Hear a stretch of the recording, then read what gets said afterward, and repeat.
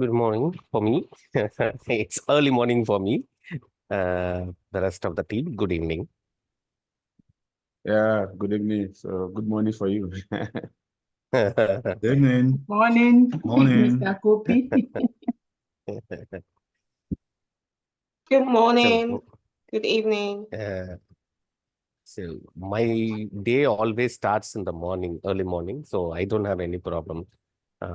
I used to have the classes 3 a.m. also. 3 a.m. Okay. Yes. I used to have the classes by 3 a.m. also. So Um, I have the practice of waking up in the early mornings. I don't so have any issues on that. you are used to early morning. Yes, because I prefer to have the classes in the early morning because Mhm. as the day starts, I'll be getting the calls from the customers also. Yeah, you get busy. I Exactly. prefer to have the classes in the morning so that Yeah, there wouldn't be any sort of distractions. exactly. Yeah, I got you. Yes. Best. So we also have a saying in India, the Mhm. best way to learn is in the morning because there wouldn't be any sound, there wouldn't be any phone call. No people will Yeah. be walking on the road. Nothing will be there. So that's the best time to start preparing for things. Mhm. So during my schooling also, I used to wake up in the morning. All Wow. right. Yeah, you can absorb better in the morning. Early morning, you fresh. All right. Okay. Now we are just starting up with cyber operations or Cyberops. That's the name of the training program, which is being offered by a company called Cisco. Okay, Cisco Cyberops is the first training program we are starting up with. Now, have you anybody heard about the company called Cisco? Anybody? Yeah. I think Yeah. we have. Okay. No, Cisco is a private company, right?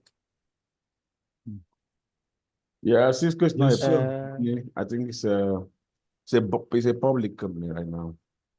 But it's not It's not a public. well, it's let's say partially public because it's part of the Nasdaq companies. It's part of it. Yeah, Cisco is part of the Nasdaq, and you can trade the trade is good stuff. You can buy and sell Ah, Cisco. agreed. It's part of Nasdaq. I Yeah. agree. But the point is, any certifications we do, right? We do UG or PG or any kind of a certification that has to be recognized by a university, right?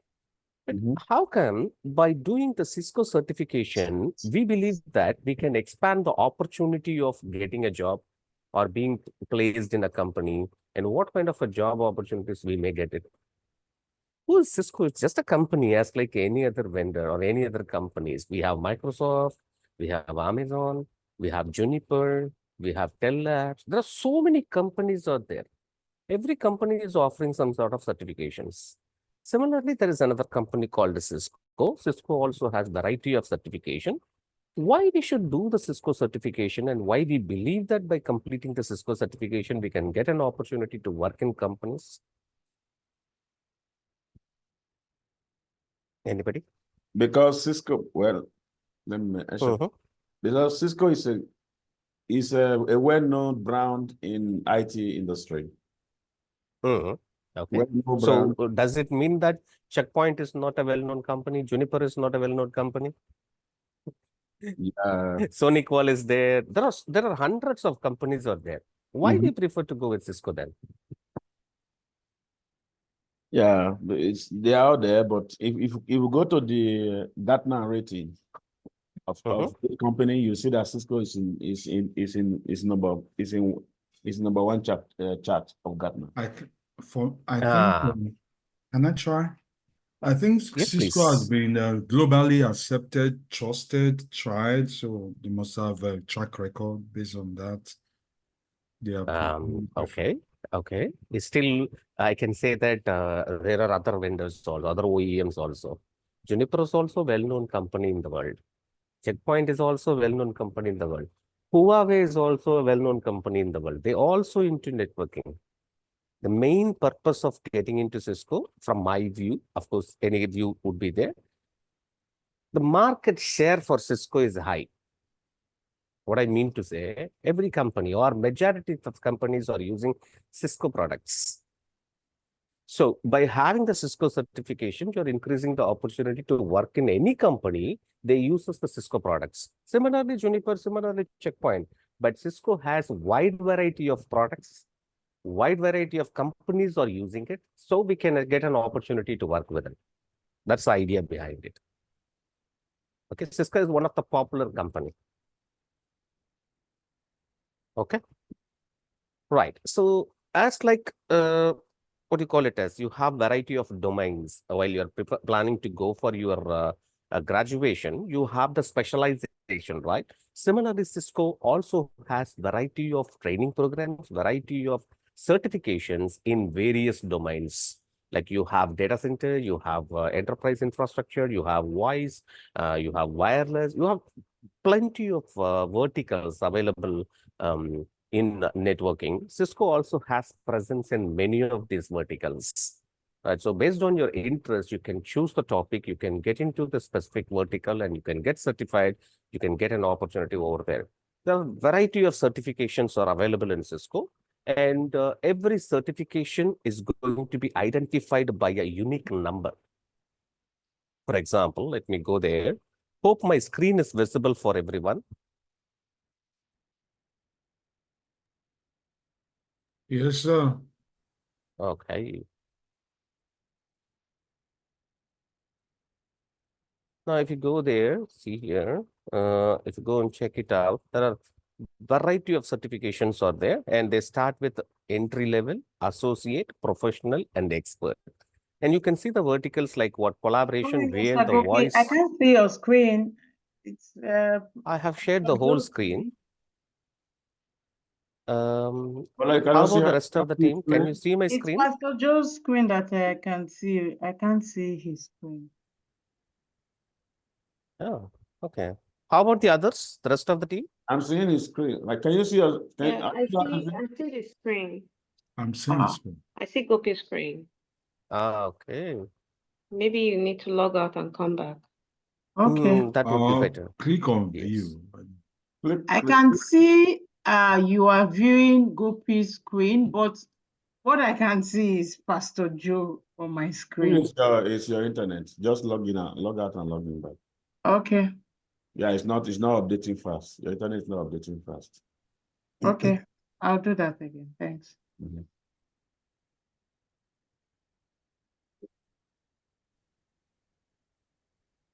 So sorry to take you back before she comes up. I have a question. You said something, every certification has a unique what?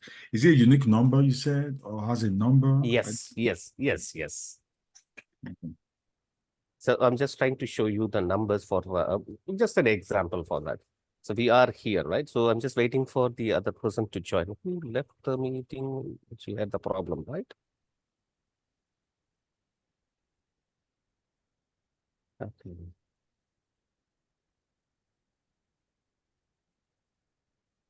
So we have all five? Yes, No, sir. not yet. She still hasn't Okay. joined. She's not Okay. joining. Mhm.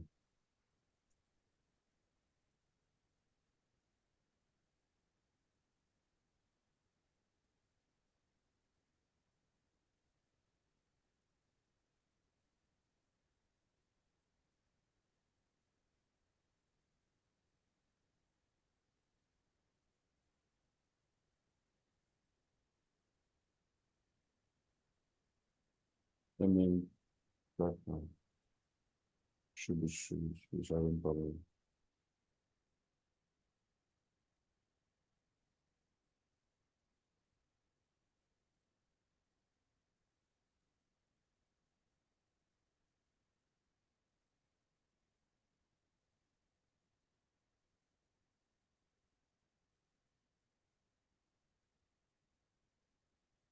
Hmm.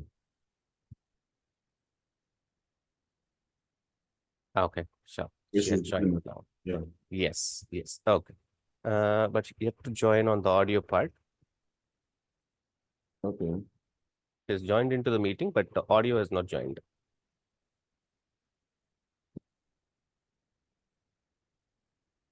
We have to join you.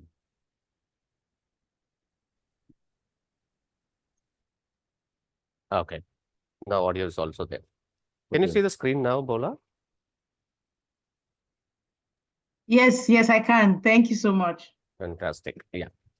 See, I just went to cisco.com. Let me show you the same page again. So once you have seen the home page, go to the learn, then certifications, and you can see browse all certifications area.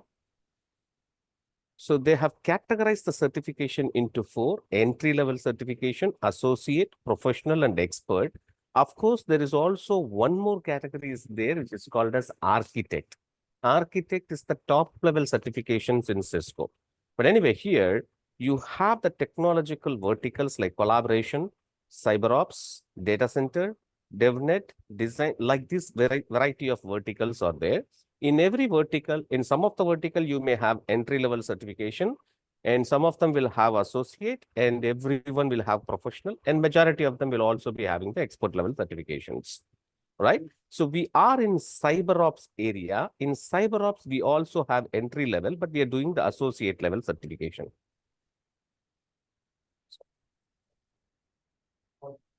Now, if you go to the associate level certification, you could see that a number has been given. Can you see that? 200, 201. While you are booking for the examination, you have to mention the number of the exam. The exam code needs to be given while you are registering for your examination if you're planning to give the exam. Right? So 200, 201 is the exam code. If you go to the professional level, depending on the track or depending on the vertical what you're choosing, the number of certification or number of exams that could be available would also be varying. See here in Cyberops, we have the CBR core, and then we will be having CBR FIR and CBR THD. So this examination is mandatory, and then you can choose any one to get the professional level certification. See, if you go to the CBR FIR, the examination code is what? 300-215. CBR core is 350-201. CBR PhD is 300-220. So the associate level exam starts with the 200. Professional level exam code will start with the 300.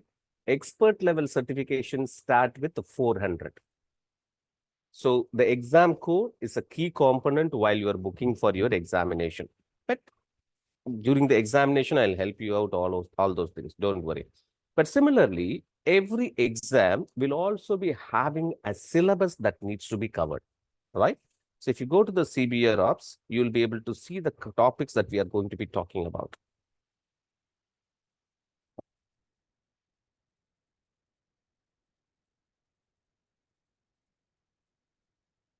Okay, right? So these are all the objectives, and you can see the prerequisites, and we also have certain labs that needs to be performed. This is the objective. This is the focus of our training program. So the total duration for this training program required is 40 hours. This 40 hours, including the lecture and also the lab hours. So even if you calculate 1.5 hours per day, so it will take roughly 25 classes, roughly 25 classes. So sometimes we may be increasing the duration in some of the classes. So put together, it is going to be 40 hours, which includes the theory and the practicals. So normally in every class, I'll be opening up the document, and whatever is supposed to be written on the whiteboard, I'll be mentioning here as a class notes. Once the class is over, I will save the document. I will put it in the group. So during the class, I would recommend to focus on the class. Please don't take any of the notes. While you are taking the notes, you may be missing out the lecture. So my recommendation is, it is not mandatory that you have to follow. My recommendation is, listen to the class, take everything into your mind. Once the class is over, when I share this document, with the document, you can recreate the whole class, right? So that we can review the class. You will get a chance to review the content of the class, whatever we have done. So this is just a recommendation. If you feel that you want to take notes while I'm taking the classes, it's up to you. So the best practice based on my experience is what? Listen to the class so that you won't be missing out any part of it. And once the class is over, you can redo your class notes based on the document, whatever I'm sharing, right? If you have any suggestion also, do let me know. This is the examination code. Okay. So now first we start with, anyway, I asked the same question during our first class. What is a network? Why do we need a network? Because everything relies on this. Any vertical you get into it, security, you get into collaboration, you get into wireless, you get into data center, we have a network. What is a network and why do we need a network?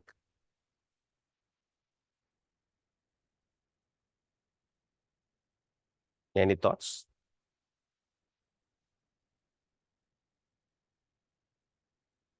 First of all, the pace of my communication, is that understandable for you? Or you want me to slow down?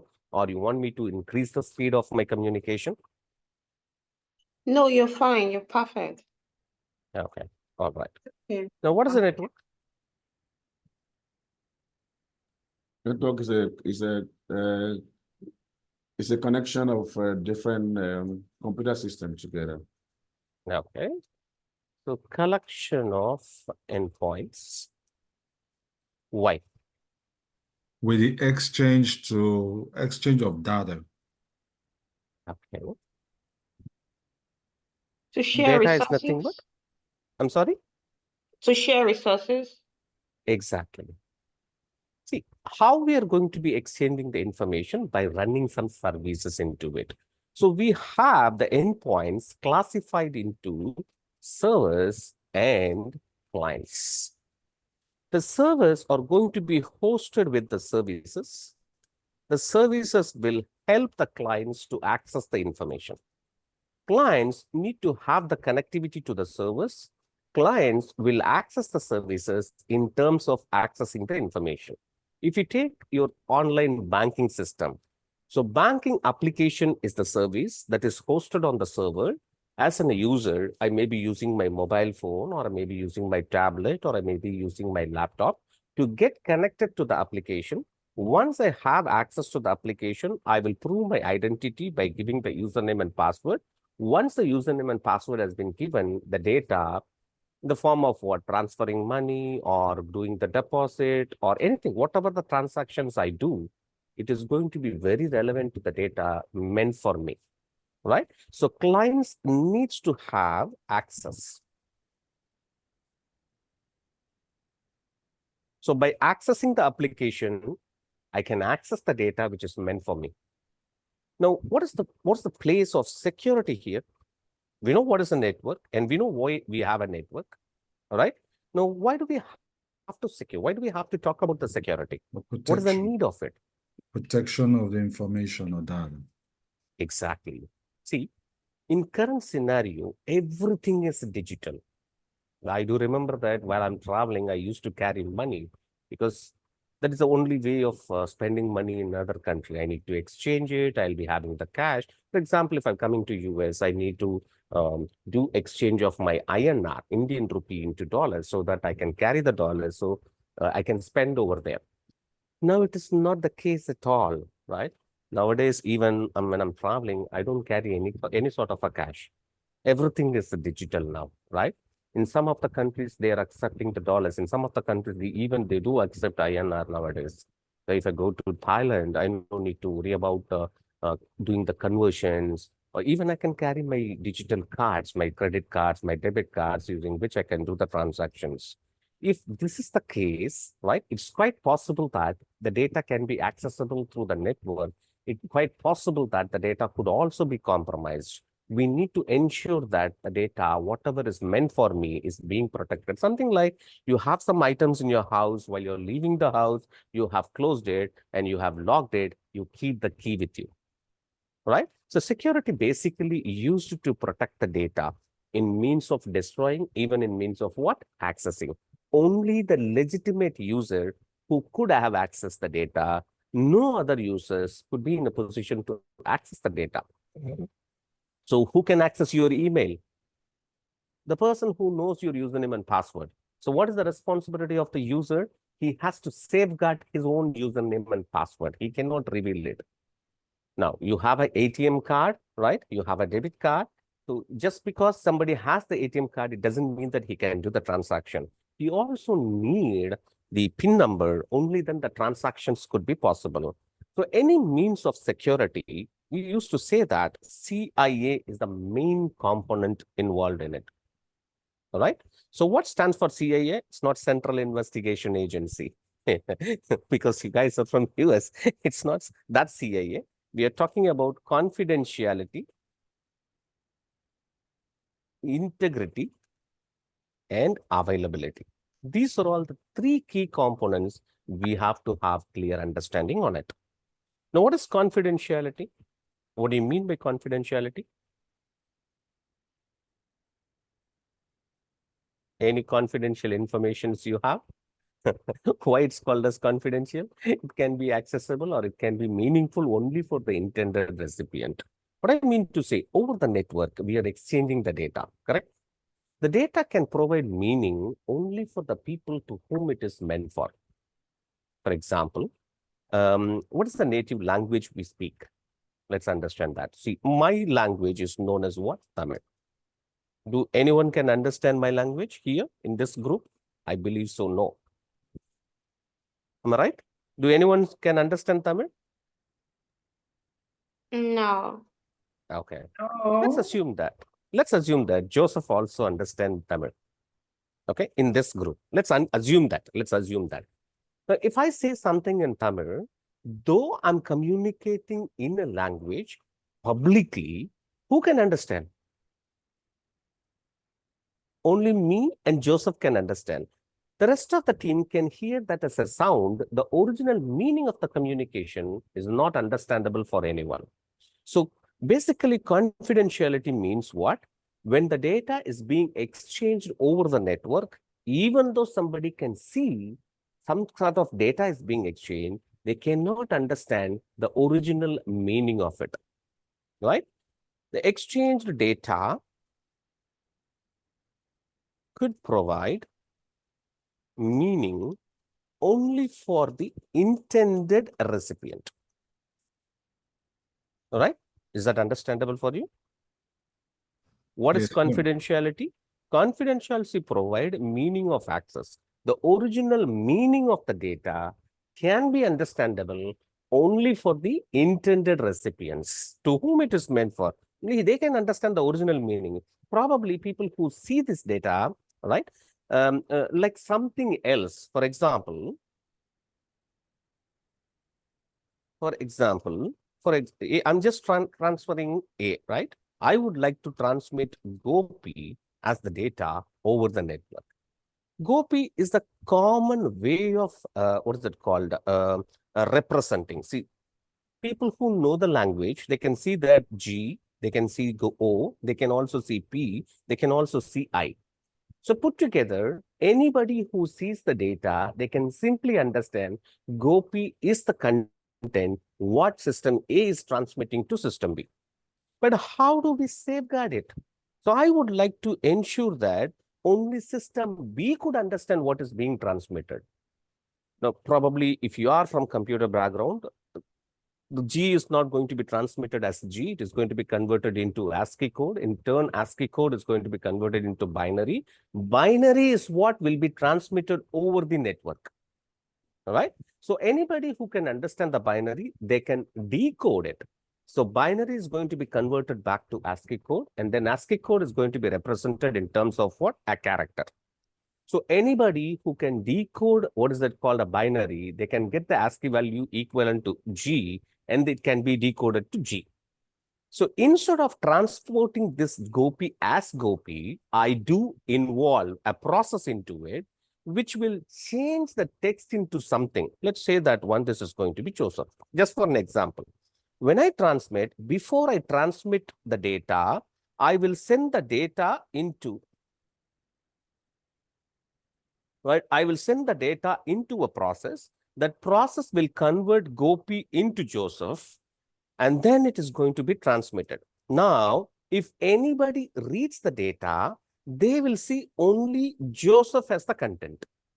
When system B receives this data, he can convert this data back to Gopi. So only the receiver to whom it is meant for, they know what Gopi has transmitted is Gopi, or system A has transmitted is Gopi. The rest of the world, they see that the exchange data has the value of what? Joseph. Do you understand what I'm saying here? Is there any clarification required? We do. Good.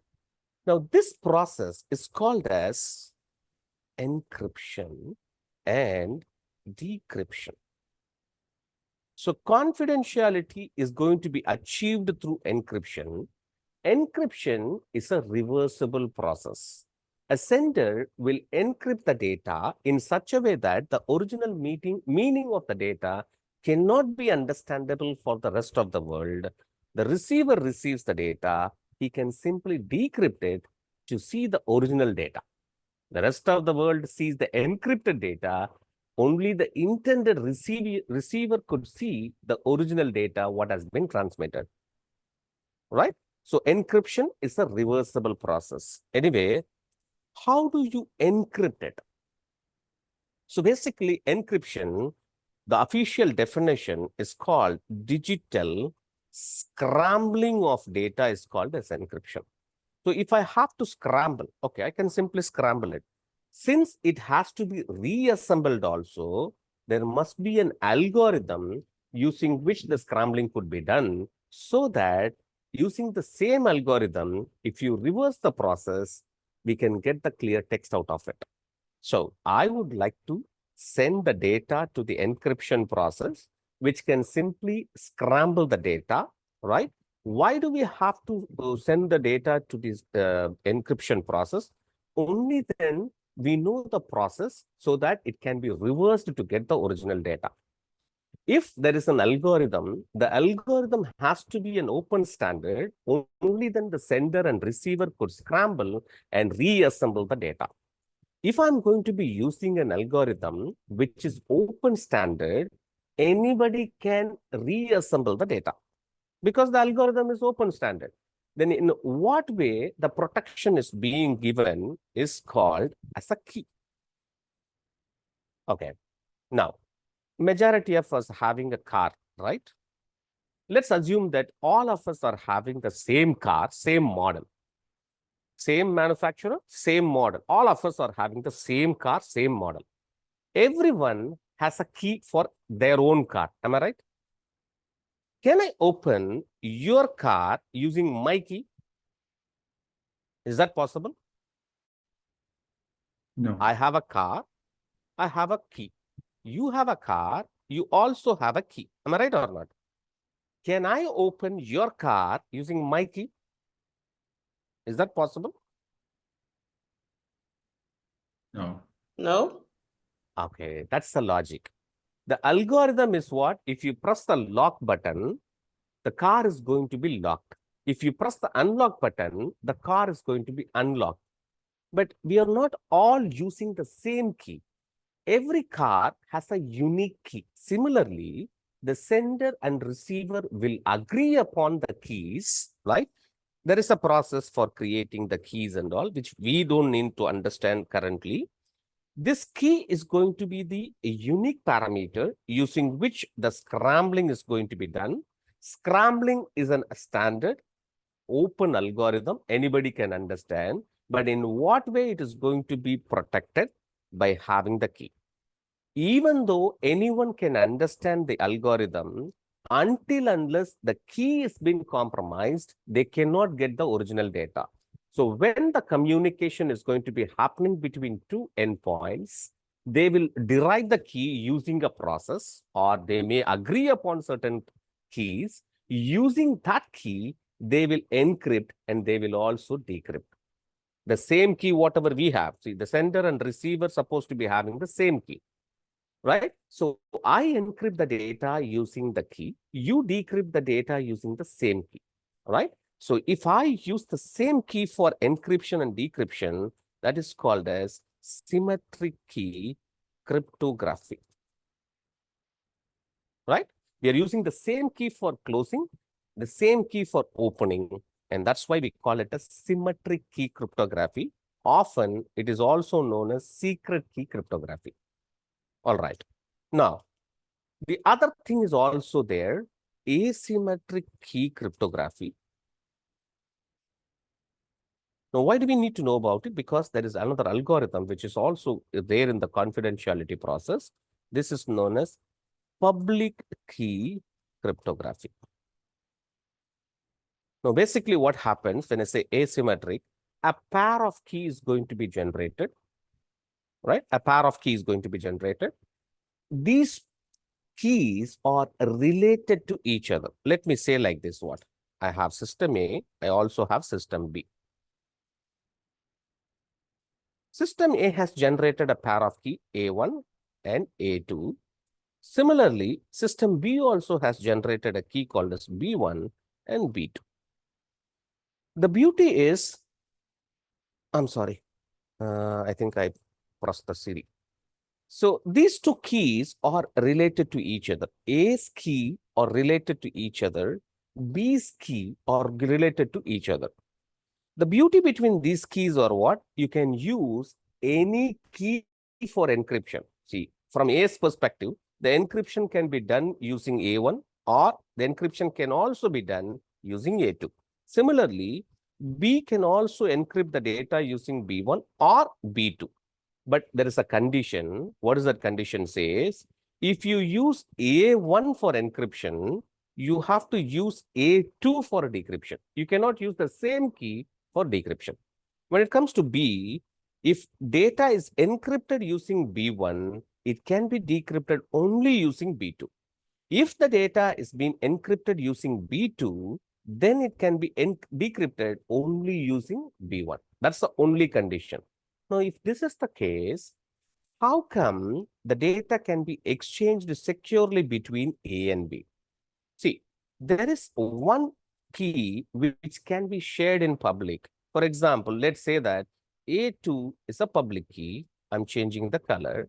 From B side, B is shared in public, and that is called as a public key. Okay. Now, since the public key or one of the key has been exchanged in public, I can get the public key of my participating peer. If I would like to talk to Joseph, yes, I can say that B2, I have received it. B will have A2 as well.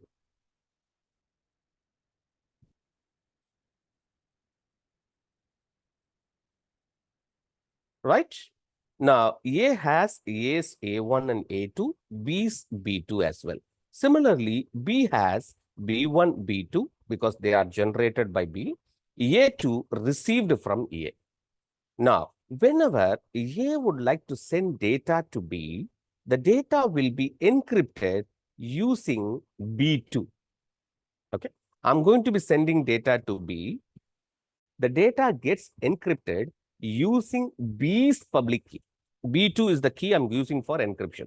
Now, which key has to be used for decryption? Any idea? B1. Who has B1? Only B has B1. So, when the data has been encrypted using B2, only the B1 can be used for decryption. B will not be sharing the key with anyone. B is going to be keeping the B1 with him always. And that key is known as what? Private key. We'll see these details of this later on. Don't worry about it here.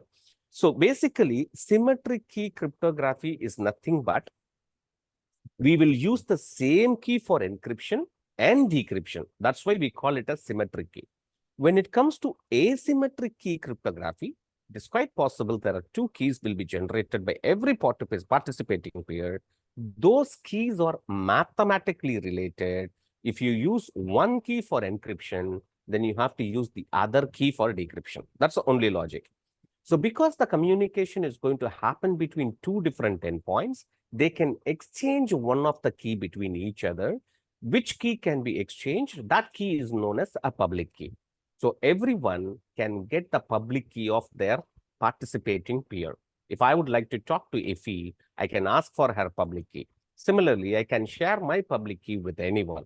Anyone who wants to talk to me, they can simply encrypt the data using my public key. Because the associated key is private to me, I will not be sharing that key with anyone. So the received data can successfully decrypt it using the private key of the receiver. You're getting my point, right? Till this point is clear? Any questions as of now?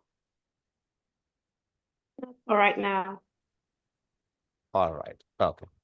Now, this is confidentiality. When I say integrity, I normally give an example of it. See, we will all have some friends, right? We have friends. Even though we have many friends, we also have close friends also. What I mean to say, we may not be sharing all the happenings with all the friends. Some incident happened. I don't want to share it with the general public, or I don't want to share it with all my friends, but I will discuss about that incident with one of my close friend, right? Now, what if the information what I have exchanged with one of my close friend is coming back to me from a third person? Okay, let's assume that Bola is my close friend. I'm sharing about one of my family incident with her. Okay. Now, what if the same information am I hearing from Joseph as well? I told her that this is a very critical information. Please don't share it with anyone. I don't want this to be known to the world, even with my friends. Now, if Joseph or John is asking about that incident, which means what? The information got leaked, correct? No? Correct. Okay, we don't want this to happen even while the data is being exchanged. To achieve this, we take the help of what? Integrity. Because the data is going to be exchanged over a medium, maybe on the wire, maybe on the maybe wireless as well. It's quite possible it is exposed to many people. What is the assurance that the receiver can have the received data has been modified or not? The integrity will help the receiver to assure that the data has not been modified on the wire. That is where integrity comes into picture.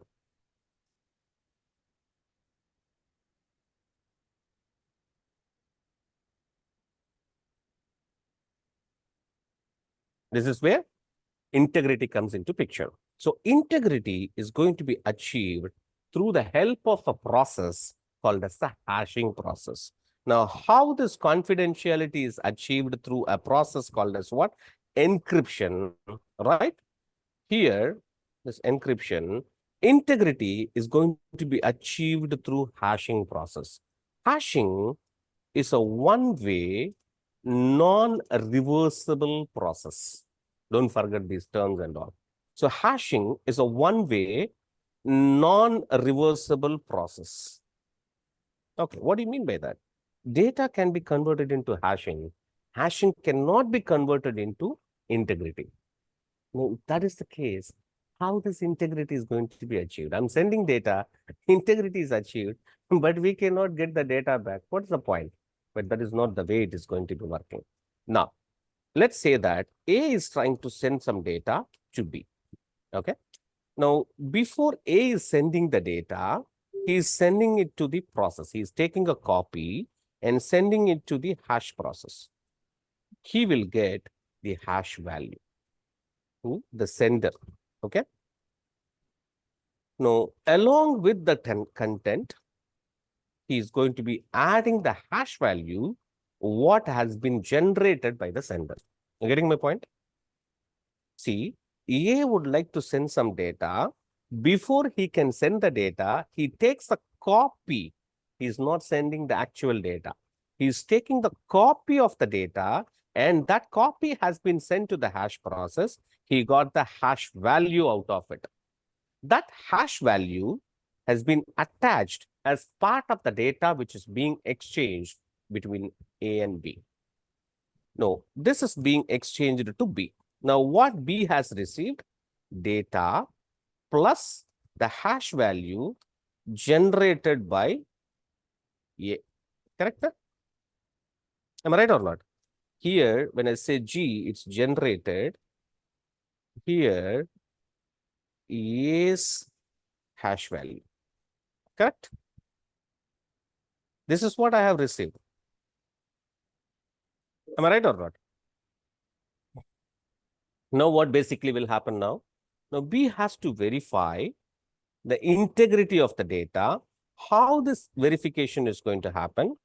B has the data. The data, again, he will copy. This copy will be generated. The copy will be sent to the hash process. Now, he has the hash value. Right? So, this is the received hash value and this is the generated hash value. The received hash value is the value generated by the sender and this is the hash value generated by the receiver. If these hash values are matching, the receiver can confirm that the received data has not been modified on the wire. What I mean to say, the hash value, right? The hash value is purely based on the data, what is being sent and received. The beauty of the hash value is whomever is generating the hash value, as long as the text is the same or the data is the same, we will get the same hash value. Assume that I'm downloading an application or I'm downloading a file. That file, I can generate the hash value, Joseph can generate the hash value, John can generate the hash value, anybody in the world can generate the hash value. The moment the hash value has been generated, if the generated hash value compared, it will be the same as long as the data is also the same. Okay, I'll give you another example here. Let's say that Cisco has an application, right? So this application is hosted on cisco.com portal. And this application is being downloaded by all of us. So Gopi is also downloading. Joseph is also downloading. John is also downloading, right? Everyone. Ifi, Bola, and who else is there? Let's see. Mary? May or Mary or May? It's mentioned as May. Yeah, it's me. Okay. So May also has downloaded an application. Okay. So this application has been downloaded by all of us. Now, how do we know that we all got the original application? How do we ensure that one? So Gopi can generate a hash value. Joseph can also generate a hash value. John can generate a hash value. Ifi can generate, Bola can generate, and May can also generate. But to which this hash value is going to be compared? While the application has been hosted on a server, Cisco would have generated a hash value. I'm calling it as C hash. Cisco generated hash value. The moment I download the application, right, I can generate the hash value. I can compare this hash value with Cisco generated hash value. If both the hash values are matching, that means the application what I have downloaded, the right application, or none of the data got missed out. Let's assume someone or John, when he has downloaded, he got some intermittent internet connection. Because of that, he couldn't download the complete set of files from the Cisco.com. Some portion of data got missed out. When John generating the hash value, it will not be matching with the Cisco's hash value. By seeing this different values in the hash, John can confirm that the download was not successful. He may need to re-download the file from Cisco.com. You're getting my point? Does it make sense? Yes. It does. Okay. People Now, should- that is what integrity is all about. I'm Because- sorry, was that a question? No, I just want them to be participating, so everybody. Okay. Mhm. Now, so again, I'm coming back to the same point. How do you want to go with notes? You want to take the notes as I'm giving the lecture, or you can do you can prepare the notes based on the document what I'm preparing. How do you want to go for it? So if you would like to stop if you would like to stop me somewhere so that you can take the notes, please feel free to do that one. Or you're okay to proceed, just let me know so that I can proceed further. We're okay to process, sir. Okay. You're going to send edit notes, so you should proceed, right? So, Yes. mhm. The third component of the security triad is called as availability. Now, what do you mean by this availability? See, whenever the data has been requested by the legitimate user, it should be available for them. It may be he may be accessing the data via a mobile phone or tablet, or he may be using the 5G connection, or he may be using the lease line connection, or he may be accessing the data using MPLS or IPsec VPN. It can be any means of access. The end user may be accessing from any of the devices. If the user is legitimate, the requested data should be available for him all the time. That's where the availability comes into picture. Say that the data should be available for the legitimate user regardless of endpoint and means of access. Right? So basically, we achieve this availability through the help of authentication. So when I say authentication, of course, we will be discussing a little bit detail related to that, but still, we normally term this process as AAA. When I say AAA, authentication, authorization, and accounting. So probably, I believe you all also registered for another training program called as IAM, right? Identity and access management. That's what the training we are planning to start next. Am I right, Joseph? This is the one we are planning for the next. Joe. Anyway, fine. Yeah, Yeah. correct. So Yeah. authentication, authorization, and accounting. But before this authentication, there is also one more parameter, which is known as your identification. Without having an identification, you will not be able to prove that you are the owner. For example, to prove my identity, I should say my name also. Probably you may have your username or some sort of identification is required. So to prove your identity, you have the authentication. Right? Once you have been authenticated, you are going to be authorized for doing certain activities on the application or on the data or on the network. So while you are doing some activities, the organization has the responsibility of accounting it, right? So this accounting may be in the term in the form of what, a log, or it may be in the form of doing some sort of information being collected. Maybe we do net flow analysis. We have a variety of things. Why do we have to know why we are talking about all this CIA as part of your cyber operations? One of the reasons is you should know that everything is being recorded within an organization. It is not simply being recorded, it is also being monitored. That's where we are getting into next, right? So confidentiality, integrity, and availability. When I say confidentiality, the data can provide meaning only for the intended recipient. The confidentiality is going to be addressed by encryption. The confidentiality is achieved through encryption. Encryption is a reversible process. So when it comes to encryption, we know that symmetric key and asymmetric key.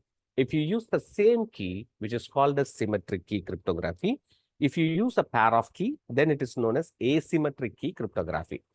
The integrity is a mechanism with which the receiver can ensure that the received data has been modified on the way or not, right? So integrity is achieved through the hashing process. Hashing is a one-way, non-reversible process, right? So A stands for what? Availability, the final A. So when the data is being requested by the legitimate user, it should be available for him. So availability is achieved through AAA process: identification, authentication, authorization, and accounting. Now, as part of your cybersecurity operations, accounting is also playing a very vital role because we are part of NOC and SOC. I'll explain you what is this NOC, SOC and all later on. So basically, Network Operations Center, Security Operation Center. So we have the responsibilities given to NOC and certain other responsibilities or part of your SOC team. As we move forward, we will understand where the discussions are leading to. Okay. Now, so we started with the term called as what? Security. Now we know that we wanted to protect the data, right? So from whom we want to protect the data? From where we are trying to protect the data? How we are going to be protecting the data is part of a different training program altogether. Okay, but for them also, these questions needs to be answered. They should get the clarity out of it. Okay, now from whom we are trying to protect the data? From hackers. Hacker, where he can be found? Can he be found? Can we ask someone? Do we have any hackers here? Right. So basically, we have a belief that we have our network. Networks typically known as what? My LAN, intranet, campus network. Like this, we can have different terminologies. This is where our data will reside, right? So we also have internet access. People believe that the hackers may be sitting on the internet. They will be launching the attack against our network so that they will be able to access the data, right? So, but anyway, to understand this concept, let's get into certain terminologies as well. Now, so the network owners, the organizations, they are feared of some threats. Okay, the threats they believe that it may be coming from internet, but it is not the case. So the threats has been classified into 4: unstructured, structured, internal, and external. These are all the 4 types of threats. When I say unstructured threat, the threats are coming from a no-wise user, a no-wise attacker. How come we can claim himself as an attacker when he doesn't have any idea about an attack? Okay. See, there are variety of tools are available. Okay. Now let's take a case. Is there any website which is protected in your organization? If you're working for a company or you're studying in a college, you will be having internet access via the wireless. Is there any specific websites got blocked or you are not able to access from your country? Yeah. Okay, how you would like to access that one? How do you access it? Through a VPN. Okay, how VPN works? Okay, let's not get into those kind of things. Let's say that a simple thing is, I'm just taking the help of this browser called as Opera.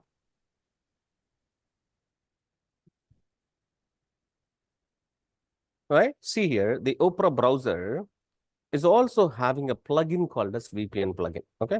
All I have to do is what? I just click this button and then say connecting. That's it.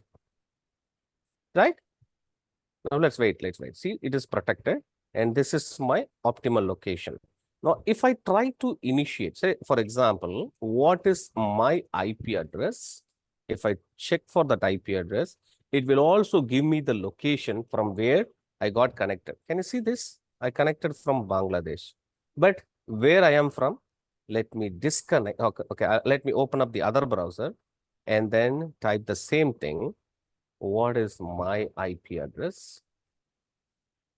Go there, check it out from where I got connected.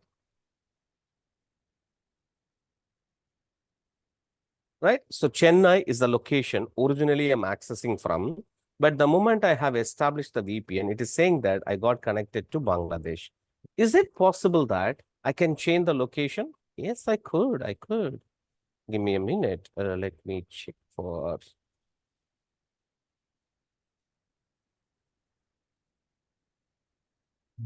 Okay, let me say I would like to have connectivity United States.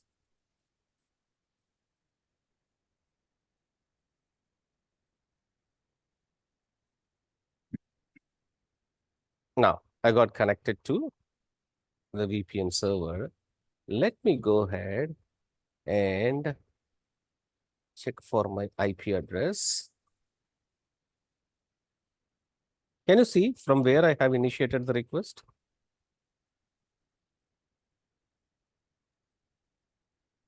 Is that visible for you? Yes. Now, see, basically I'm from Chennai. Now, when I generate the request, it is showing that the request is initiated from so and so. But the logic behind here, I'm not going to be explaining how this VPN works here. Don't worry. But I just made the use of a tool called as an urban VPN. I don't know how this tool works.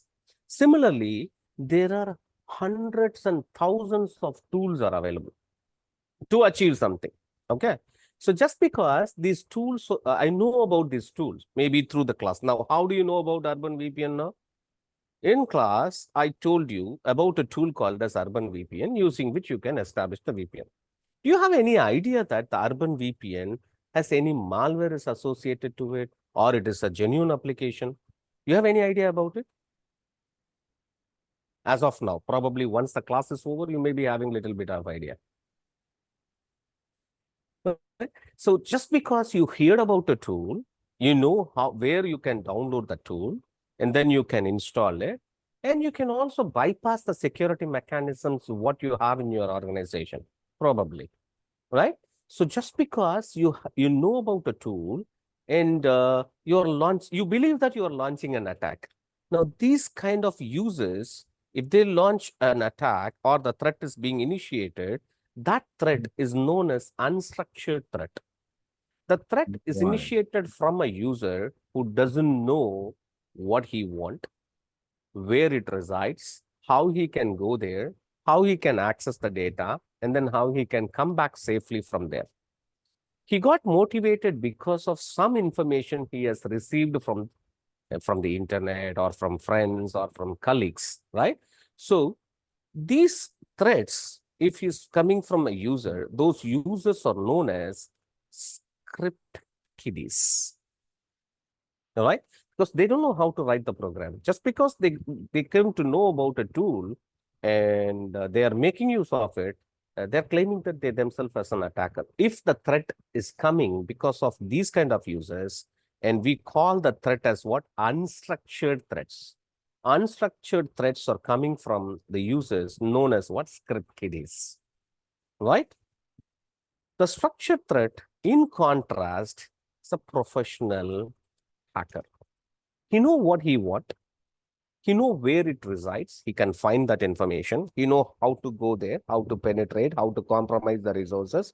He can also do what he want. And finally, most importantly, he know how he can safely return back without leaving any traces on the victim machine or victim system. That's the idea behind it. Now, these professional hackers are classified into black hat, white hat.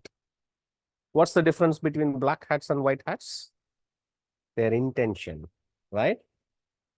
The skill level for black hat and white hat is the same. They are professional hackers.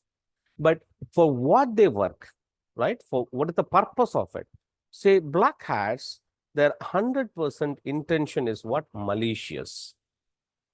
They do cause harm. They do launch attack for their own benefits, right?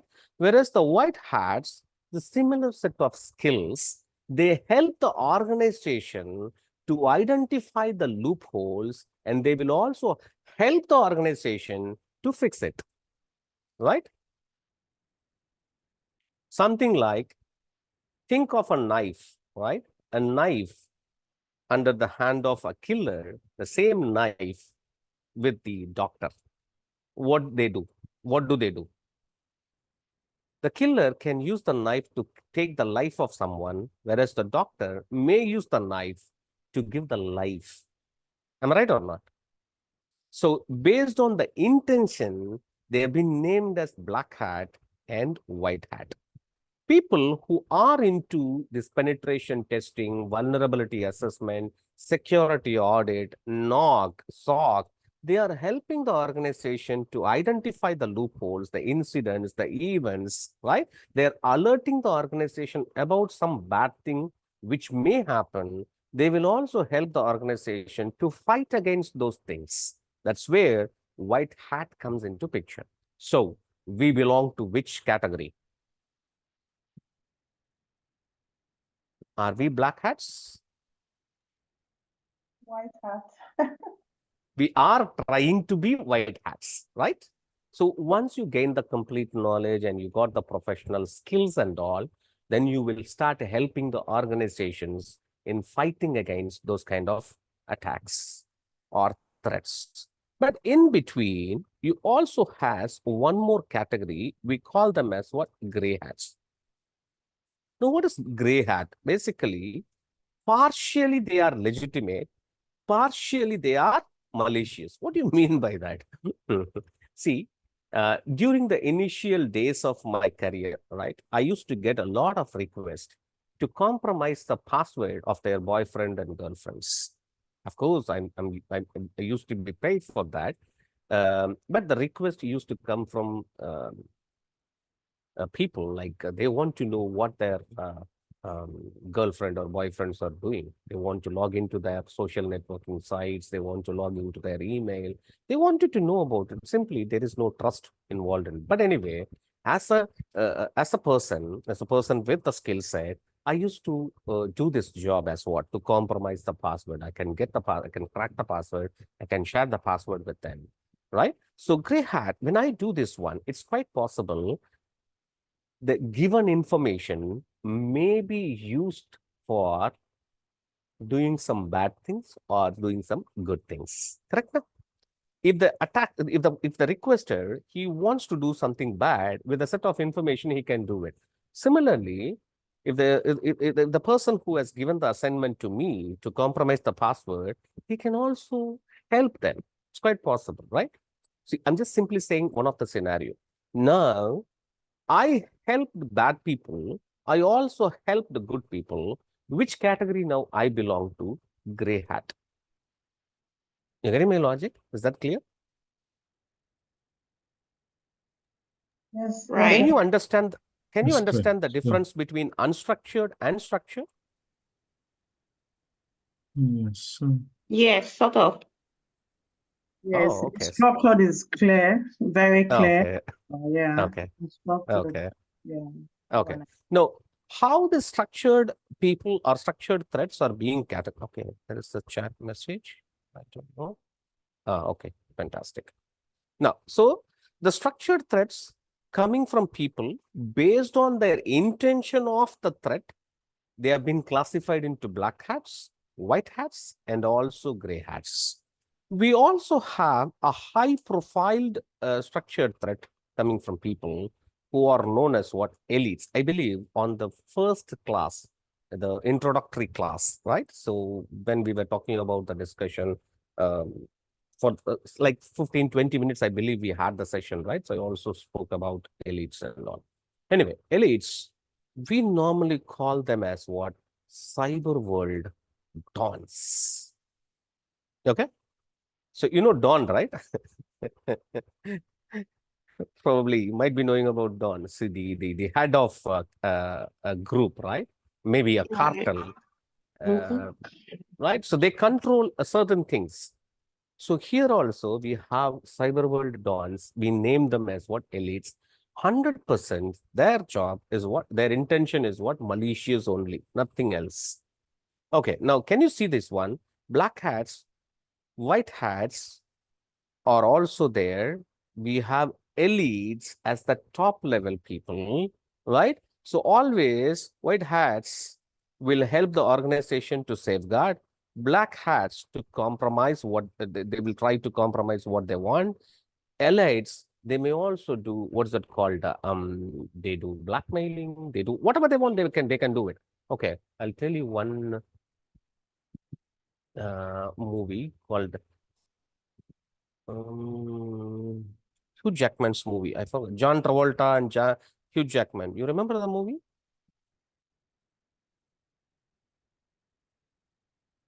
Swordfish. Yes, I forgot it. No, never seen it. I just Is know it? that. Oh, you guys have the habit of watching movies? No, not all the Oh, time.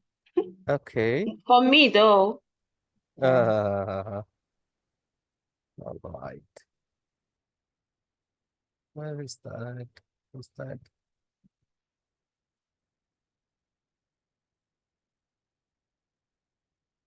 Here it is. This is the movie. I believe so. But it is not 2001.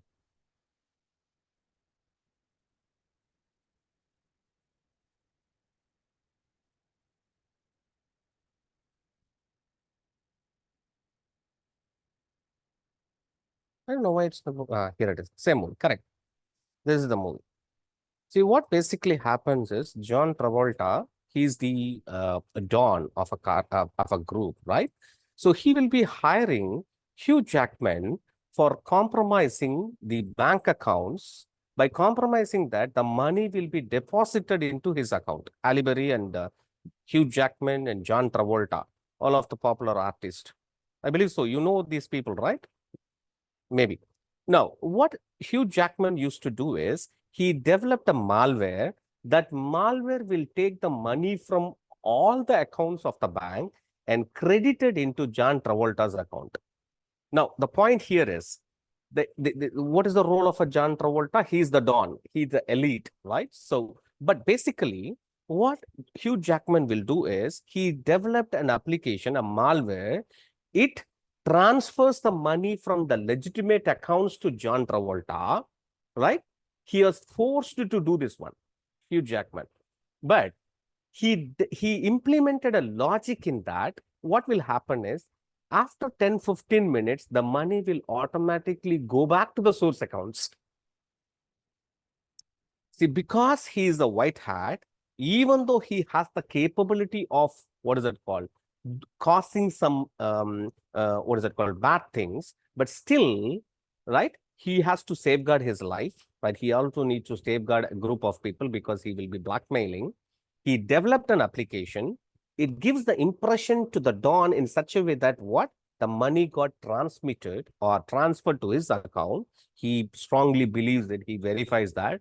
But over a period of time, or 10-15 minutes, then the money will go back to the original source from where the money got debited. You getting my point? So that's where the elites comes into picture. All right. So internal threats, don't simply think that the internal threat means the threats should be initiated from the internal network. Not in that sense.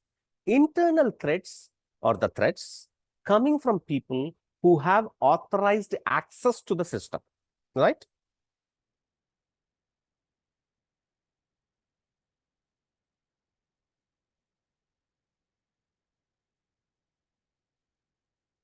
Right? System or data, whatever you want, you can name it. Whereas external threat, see, the user may be sitting internal to the network or external to the network, doesn't matter, right? Same, initiated from user who don't have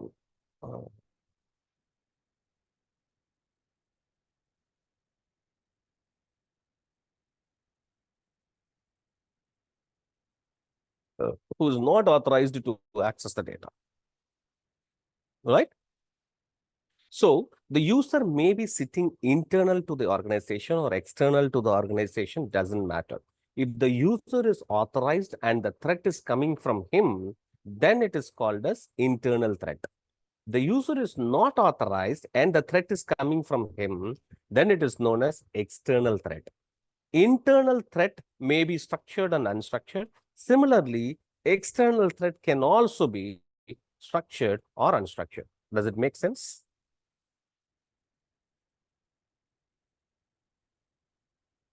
Any questions on the threats part?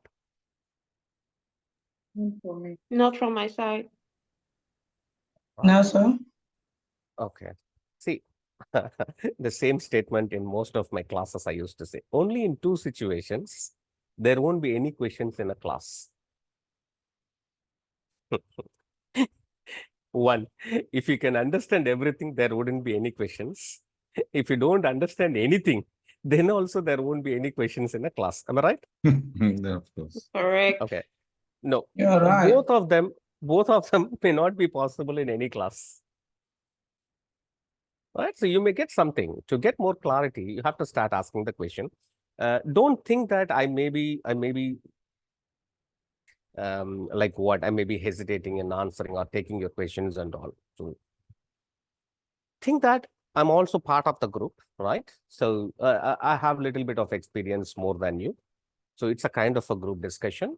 You can ask the questions anytime you want. If you don't understand a topic, because every topic is built on another. If you don't understand one, then obviously you will not be able to understand the next topic also. So it's better clarified whatever discussed today on that day itself. Anyway, I'm responsive on the groups also. Once the class is over, and if you're planning to ask the questions, you can ask the questions in the group, or you can also send personal messages to me. I believe my number is there in the group, on the WhatsApp group, and either you can send the WhatsApp messages directly to me or inside the group. But I prefer to put the questions in the group so that the questions will be known to the rest of the team also. Because see, when I discuss something, I explain things from my perspective. So based on the experience on the other side, they may be asking the questions, right? So when those questions are being answered in the group, that question and why that question got asked and what is the answer for that will be known to the whole group. So the rest of the team will know both the perspective of the topic, what we have been discussing. So I prefer to have the questions to be asked in the group, but if you feel that you want to ask personally, I don't have any problem. So during the daytime, my daytime, if I'm on a call or I'm attending any of the issues, my response may be slow, but 100% I will respond. All right? Got the point? Okay. So Yes. whatever, Yes, sir, we do. good. So as of today, whatever we discussed, is that clear, or any clarifications you want, you can ask now, or you can also ask later. So All right. I have a question. What's the full meaning of NOC and SOC? Okay, I'll tell you that.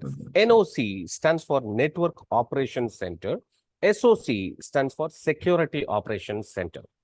So Network Operations Center is responsible for doing the monitoring of your infrastructure. Now, how do you know that there is a network, there is a downtime, or something is not working properly? How do you know about it? There will be a team who will be responsible for monitoring continuously the infrastructure. See, most of the projects what we get right here in India is a knock and SOC is very popular.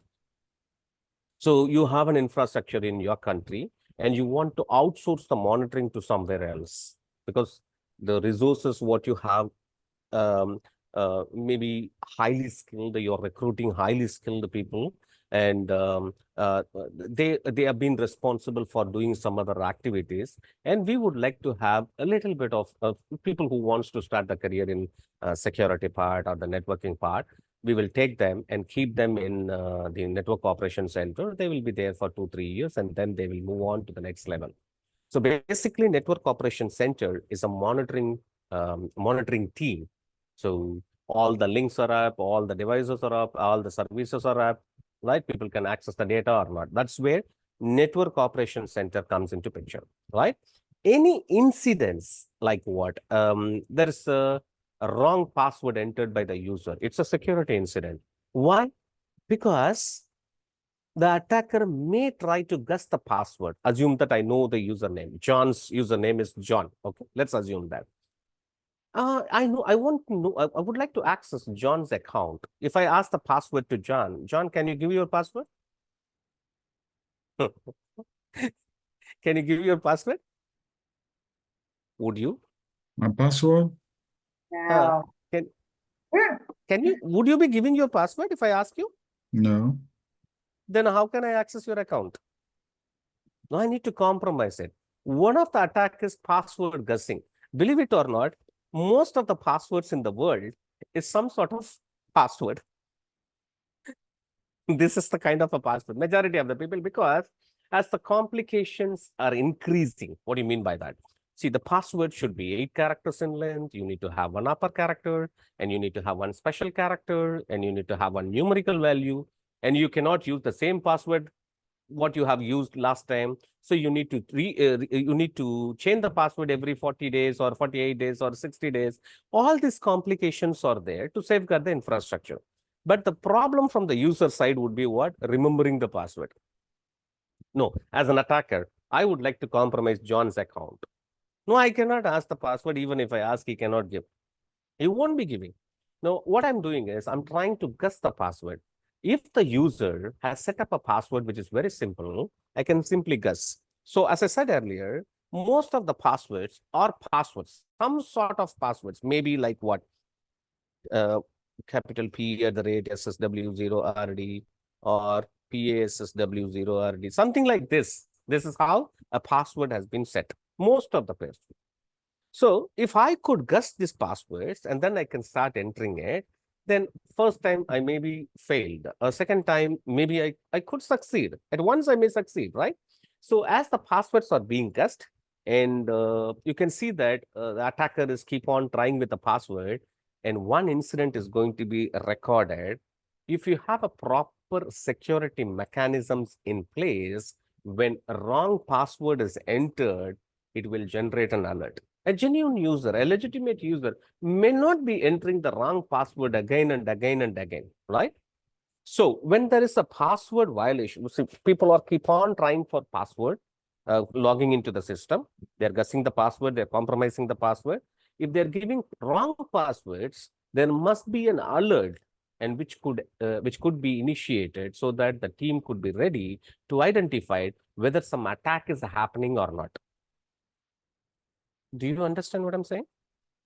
So these kind of incidents are going to be monitored by the SOC team. Basically, they do the log analysis, security incident management, security incident and event management, SIM, SIEM. Those are all the responsibilities of SOC.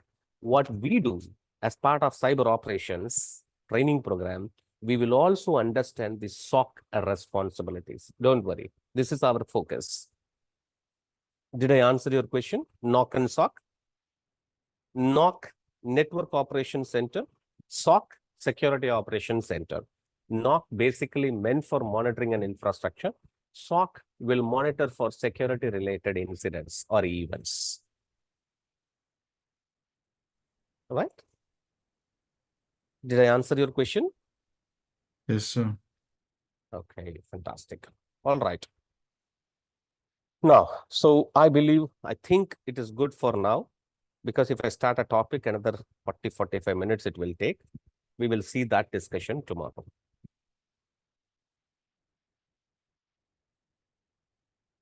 Right, I'm just saving this document.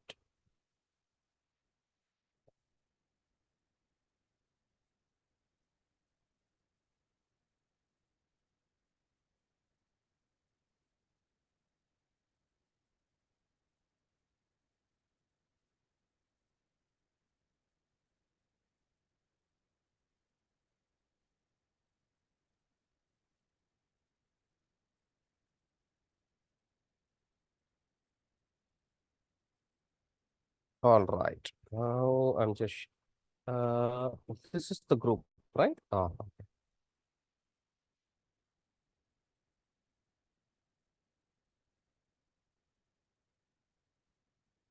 That's the group, Gopi. Yeah. Yeah, I'm just sending the document over there. Okay. Okay, so every class, once the class is over, I'll be sharing the class notes here, and you can refer it and you can recreate the whole class based on your understanding. While you're recreating it, you will get more questions. So you can start noting down the question, you can ask the questions in the next class, or you can start posting the questions in the group directly. Joseph, is that okay to discuss everything in the same group, or you want to have a different group? No, that group is for this class. So, Okay. every class. The So February cybersecurity, right? yeah, good. Yeah, good. What's your Oh, ask your question? Yeah. Okay, okay. So you can start posting your questions directly in the group if you want, or you want to send it personally, or you want to ask the questions in the next class. Everything is fine. Whichever you feel comfortable, whichever you feel right, that is the right way of asking the questions. I'm okay with it. I'm open for all three. Or even if you have some other method also, do let me know. Okay. So Gopi, we're stopping here today, right? Yes. All right. So now it's open for question. How, Bola, are you? Tell us. Are you? What can you say about today's class? Bouquet and John, Mary, and May. 1 minute, please. We still have some like 10 minutes to chat before we can go rest. Yeah, order to so that if something you need us to change, something you maybe you're not following, whatever, you can just say it now. That will know. Yeah. I have a question before I just do a summary of what I think I've learned. The first one, I know we are doing 3 different, is it topics now? 3 different Or modules. certification? Say it again. 3 different modules. Okay, 3 different modules. Okay, the first module, I thought that's what it would just give us the name, so we know that this is what we're talking about for this month. Then while we do That's the one. this That's big- this one. This one right there. This is the one. You just wrote it there. CCNA Cyberops. Okay, Cyberops. Okay, all right.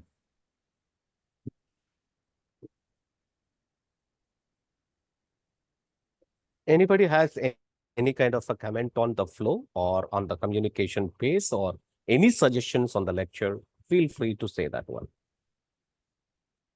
Okay, this is if for me, I personally I think the flow was there and the topic was broken down to a good understanding. It's just left for us to go back and replay the class and create our note. Yeah. I think the pace was fine. Okay, good. Bola. I think the pace was fine, but I have a question where it's talking about the symmetric key, Yes. cryptography and the asymmetric key. Can you say something more about the A1, A2, B2?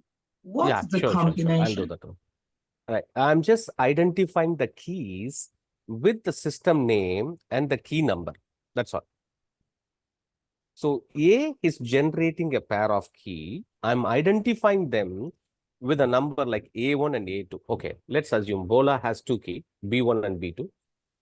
Gopi has 2 key, G1 and G2. These 2 keys are related. My keys are related to each other. Your keys are related to each other. Okay. Now we have to we would like to share some information. Gopi and Bola would like to talk to each other. Now, what I'm doing as Gopi, I'm giving my key to you, one of my key, which I'm calling it as public key. Similarly, Bola is sharing one of her key with me. Okay. Now, when I'm trying to send some data to Bola, I'm encrypting the data using Bola's key, which I received from her. This is Bola's key. Okay. So, or else I can say that B is private key, B is public key. So, just for the ease of understanding, I'm just simply saying key 1, key 2. A has generated 2 key, A1 and A2. B has generated 2 keys, B1 and B2. One key can be shared with anyone. So, A has shared A2 with B, B has shared B2 with A, right? Yes, sir. So, when A would like to send some data to B, that data will be encrypted using the B's key, so that it can be decrypted only using B's private key or B1. What is the condition? If A1 is being used for encryption, then A2 has to be used for decryption. Now, I'm using B2 for encryption, then which key has to be used for decryption? B1. Who has B1. B1? Only B has B1. No one else has it. So whatever the data A is sending, which got encrypted using B's public key, only B can successfully decrypt it. Okay. Similarly, when B would like to send some data back to A, that data will be encrypted using A's public key. So when some data has been encrypted using A2, then which key has to be used for unlocking or decryption? A1. A1. A1. Who A1. has A1? Who has A. A1? Only A has. A. No one else has A1. So they can securely exchange the data between each other. Okay. I'll give you another example also. Now let's go back to, IMDb or whatever the thing, whatever the website you go, you can notice there is 2 keys here. Can you see that? Yeah. Now, if you click that one, I can see connection is secure and then certificate is valid. If I go there, the details of it, you can see the keys also. Can you see this public key? Yes, sir. This is the key. When I'm talking to IMDb, right, I will encrypt the data using IMDb's public key. IMDb's private key, only IMDb will have it. No one else will have it. So if I encrypt the data using IMDb's public key, only IMDb's private key can successfully decrypt it. So though the data has been exchanged over internet publicly, nobody can read or nobody can understand what I asked. Who can understand? Only IMDb can understand. Why? Because whatever I'm sending, I encrypted that using IMDb's public key. Got it? Yes, sir. That's the idea between key 1 and key 2 or A1 and A2. Every participating member has to generate a pair of key. One key is called as private key because that key is going to be kept in private. One key is called as public because that key can be shared in public. Okay. Okay. Do you have a bank locker? Are you asking me? Yeah, of course, anyone. Anyone has a bank locker? No. Okay. All right. Now, if you have a bike, right? A car or bike, whatever you have it. Once you are done riding, you are parking somewhere and you will lock the bike using a key, correct? Yeah. To unlock the bike or to unlock the car, you use the same key, which we call it as symmetric key cryptography. Locking and unlocking can happen using the same key, which we call it as symmetric key. But if you go to the locker, you need to have the banker's key to unlock it, but you can lock the locker using your own key. I don't know that locker system is popular in your country or not. Yes, sir. I don't know if this question is necessary, but if it's only A1 that will be able to unlock the A2, how is it that people are able to hack into people's stuff? If it's only those people that have the authority to unlock their case. I'm really sorry. I lost your question because there was a break. I mean, if you're telling us that if we have a B2, it's only B1 that will be able to unlock it because it's personal to them. How are people able to hack into other people's program or email or something like that? The key, B's private key, cannot be hacked. Okay. Right. So public key, you no need to hack because it is publicly available. Right. Does it mean that hacking is not possible in asymmetric? It is quite possible. But we will understand those things little later. But here we are getting simply the logic behind asymmetric. That's all. Asymmetric means a pair of key will be used. Those keys are related to each other. Use any key for encryption, but the only condition is you have to use the different key for the decryption. Okay. In symmetric key, you use the same key for encryption as well as for the decryption. That's all the logic. Okay. The rest Thank you, of the sir. things is for the later discussion. Don't worry. Okay, sir. Thank you. Any other I have a questions? question, Mr. Gopi. This is Bola. Yeah, Bola. Okay. On availability, I lost you at some point because you did mention that availability can be achieved through authentication. Or you Yes. also talked about identification, Yes. authorization, and accounting. Correct. So Correct. No, was if this the authentication has to, I'm sorry, complete your question so that I can explain. okay? I was going to ask that will the four of these be in place for availability to be achieved, or is it just authentication? When it comes to authentication, without identification is not possible. What you are trying to prove, right? So you're trying to prove you are Bola, right? That is identification. Mhm. So to prove your identification, you have the authentication, maybe a password, maybe a one-time password, or maybe an RSA token system. You may be having anything, or you may be having a combination of these, like a biometric. You can have a password, you can have a PIN number, you can have a OTP, you can have anything. You can combine all of them. See, by having authorized, authenticated access to the data, you are controlling unauthorized access to it, right? So you are not allowing any unauthorized access to the protected data. By doing so, the data cannot be compromised. If you can ensure that the data cannot be compromised and the data would be accessible only for the legitimate user all the time. That's the idea behind that availability. See, we have a terminology also like what 99.999%. What do you mean by that? 99.999% of uptime. Okay. So whenever the data is being requested by the legitimate user, it has to be available. That's the logic behind availability. But how this could be possible? If the data is open for everyone, it's quite possible it could be compromised. Correct, no? Am I right or not? Right. If the data is open for everyone, that could be compromised. Now, what we are trying to do, we would like to ensure that only the authorized users can access the data, and based on that authorization, they could access the data. Maybe some users may not be allowed to do any changes. Some of the users may be allowed to do the changes, but nobody is allowed to remove the data or remove the file. So by having controlled access on the data, we can ensure that the data would be available all the time for all the legitimate users. That's what availability is mean.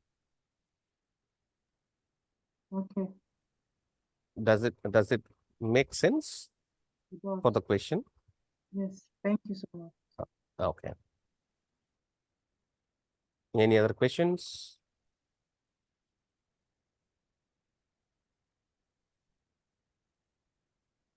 All right then. Okay, so that's all for today. Yeah, that's all. Thank you, Gopi. Thank you, everybody, for participating. So we are continuing the class tomorrow by 6 o'clock. Let us be on time so that we can learn. I think the class is very interesting to me. This is one of the best classes I've seen.